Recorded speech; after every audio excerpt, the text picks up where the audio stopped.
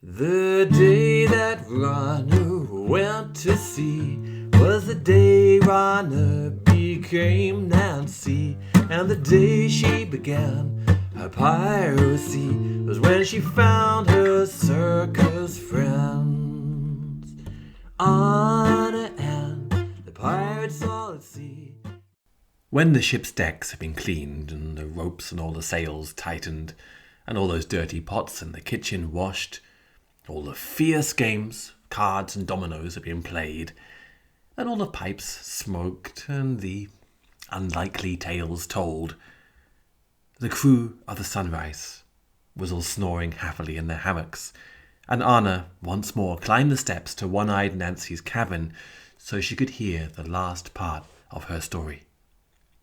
Nancy seemed happy to see her, and Arna felt a glow within her each time they met. She was welcomed in, and the captain poured them both a large cup of wine. To the pirate life! They drained their cups, and she filled them again from a cask in the corner of the room. And so, Arna, after my life in the mountains, I rejoined the world after being away for years. I walked down the mountain path with a scarf over my head so people wouldn't see my eye, and I wondered whether the king's soldiers would still be on the lookout for me. But I needn't have worried. I caught sight of myself in the lake, and I almost didn't recognize my reflection. I had gone into the mountains as a spoiled little girl. I emerged as an independent woman, grown and able. And the world was so noisy, full of shouting and chatter, gossip and arguments, I half wanted to turn around and run back to the mountains. But then I remembered the king and my burning desire for revenge, Arna. But he stood behind palaces and armies.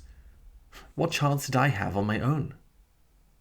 I wandered down to the docks of the town with the idea of hiring myself out on ships as a hired sword to keep their cargo safe against, well, pirates. But when I approached one of the merchant ships, two guards picked themselves up from the ground where they'd been dozing and told me to get lost. I suggested they had probably last used their swords to pick their toenails.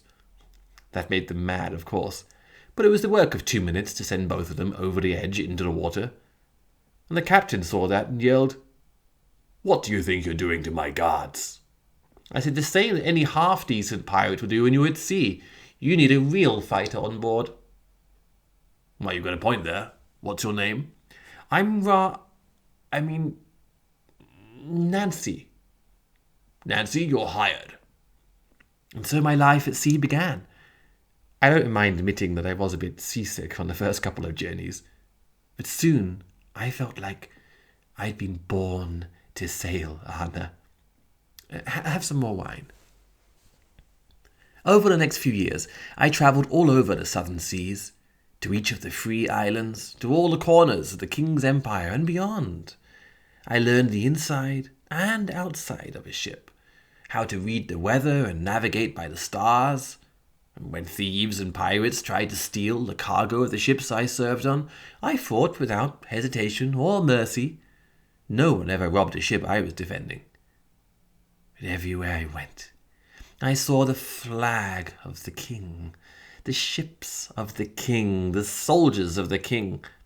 I thought of him sitting in his palace, getting his fingernails nibbled, drinking the tears of children, throwing people to the tigers, and it made my blood boil.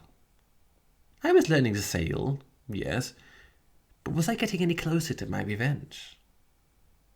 Then one day, my ship came into a port, and I went for a walk around town, and I found a circus down on their luck. Billy had become a drunk and could hardly lift a coconut. Dace looked as though she would rather be in the jungle. Pete and Jake were dropping everything they juggled, and even the light was dim in Kamea's eyes. It was only Kamea who recognized me, actually, when I walked up. They cheered up a little to see me and were eager to hear my story, but they were clearly so tired of roaming around, doing their tricks for people. So I propose that we become pirates instead. What will we eat? Billy asked. Why, the king's food, I told him. Yeah, well, what will we wear? Pete asked. I said, why, the king's clothes. And how will we get to ship? Kamea asked. I said, well, we'll take one of the king's ships. Come on. They followed me uncertainly down to the harbour, and I walked right up to one of the king's ships with its horrible red and gold flag. There were only 7 or 8 soldiers keeping it safe. It didn't take long to disarm them and throw them in the water. The circus stared at me, amazed. Come on, I can't fight a whole army after all, I told them, pointing out the troop of soldiers currently running our way. They all climbed on. Billy lifted up the anchor, and moments later we were sailing out of the harbour, horns blowing behind us, arrows flying through the air, but we were already moving out under an easterly wind out into the big blue to begin our life as pirates. And here you are. Yes, Arna, but you know, years have passed, and still I haven't got any closer to taking my revenge on the king. You understand I must, don't you? Oh, yeah, I can see that. I knew you'd understand. Have some more wine. To revenge!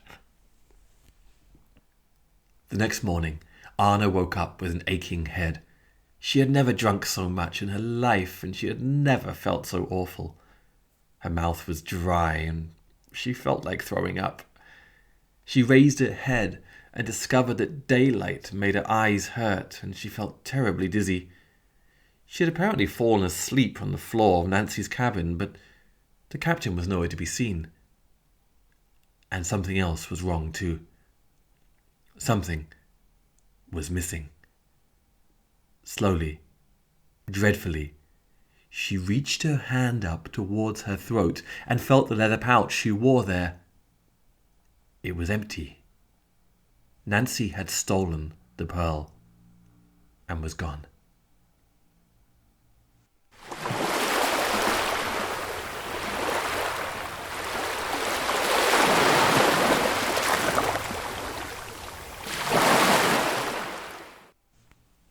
In the next episode, we'll find out just where Nancy went with the pearl and why she took it. My name's Tom Thumb. I write and tell these stories. You can get in touch with me at tomthumb.org with any questions you have about these pirate stories. I'd be happy to answer them. If you're enjoying them, please leave a rating, a review here, and tell your friends. Arna and the pirates all at sea. Oh, Arna and the pirates all at sea. Arna and the pirates all at sea, and they'd never come home.